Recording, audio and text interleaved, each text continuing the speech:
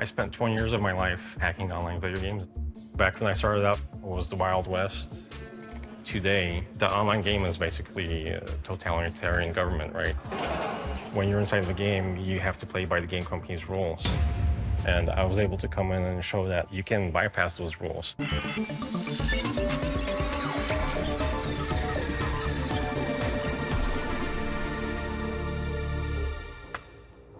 My name is Adrian. Online, I'm known as Manfred, and I spent 20 years of my life hacking video games and exploiting their online virtual economies.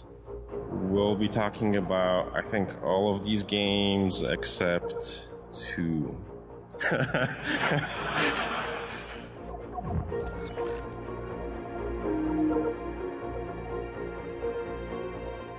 Other people have come out publicly, but not at the level that, and transparency that I came out with. My time up on the stage, this was like closing the chapter on like my 20 years of hacking online games. I was born in Poland, grew up under somewhat of a corrupt government. Workers rose up and they were like against the government that was trying to crush them, basically. We emigrated in 1984. We sought asylum here in the United States. And then I just grew up around computers.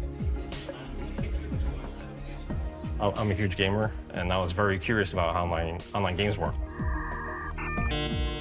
For example, my first game was Ultima Online. In Ultima Online, you could have a house inside the game. It was a highly sought-after item. So I put a castle up for sale in this game on eBay, and I was expecting to get a couple $100 for it. Then it sold for like $2,800. And I was like, wow, this is bonkers. I had probably 200-300 eBay listings going at once. I was paying, for my expenses, my college education, and things like that. And what kind of revenue did you generate? Probably shouldn't say. Most people don't want to grind away in the game. They don't want to spend 8 hours a day, like, mining virtual rocks. They'd rather just pay somebody else to do that. Pretty quickly, you had hackers. Once they played some of the original games, you get to the end and their curiosity did not end. They wanted to do more than just play the games within the confines of what the game developers had intended. And they were able to change the code of the games. So this is where the fun part starts, because this is where you break out some custom tools to understand how it's working. One of my favorite exploits was in Star Wars: The Old Republic. Let's say you had 5 eggs in your inventory. You could say, hey, I want to delete 3 eggs. And then the game says, all right, I'll delete 3 eggs, and now you have 2 eggs in your inventory. So you could tell the game, hey, I want to delete -3 eggs. So then when you subtract a negative, it becomes a positive, right? So you end up with 8 eggs. So you could create infinite items.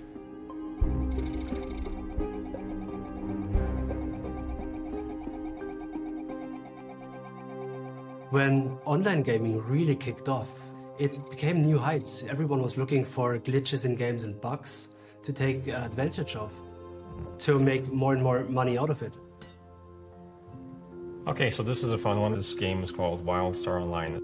Basically, the WildStar game allows you to place a bid on an item. So I'm going to create a buy order for some gadget, and I'm going to pay 5 units of in-game currency, but I'm going to modify this as it's going out to the game server, and I'm going to say I'll buy this for 9 quintillion units of gold.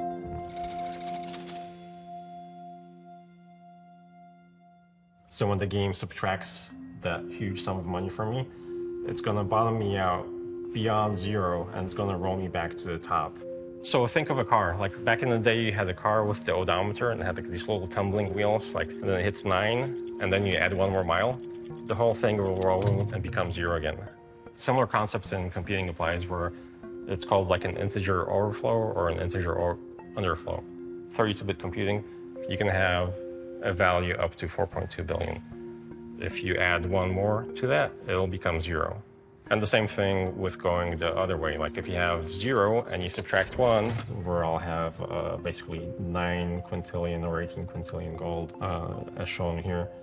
I had about 12 trillion US dollars worth of in-game currency, which was bonkers. But the thing about this game is it wasn't very popular, so you couldn't sell more than maybe $100 per day. So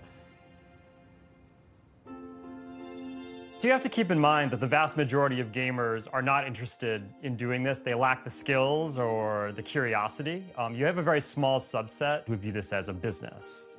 And they realized pretty early on there was a market for people, for gamers who wanted to increase their capabilities within the game. For fairly significant amounts of money, it became a real business for some teenagers who were doing this. Because a lot of people in online games, they're trying to make a living. RuneScape Online is one really good example. You could run it on really old hardware. So it's a game that's popular in developing countries and low-income countries. For example, in Venezuela, so there's people, going into RuneScape as their day job to farm items and sell them to other players. The in-game currency is more stable than the Venezuelan fiat currencies. And then they use the RuneScape currency to basically pay for their bills or buy a loaf of bread and do daily transactions. Some people, their entire livelihood depends on their participation in the game. And the game company can one day just completely shut them off. The online game is basically a totalitarian government, right? They can ban your account for any reason. They can exile you from the game, basically by banning your account. And as time went on, more and more of these games started selling currencies directly to players, which is the same thing I was doing. So that's when I backed out and I said, all right, it's time to close this hacking for fun and profit chapter and move on. It was interesting because, the solidarity movement that the government in Poland was trying to crush back in, in the early 80s, it was workers' rights versus the government. And right now in online gaming, there's a similar theme going on.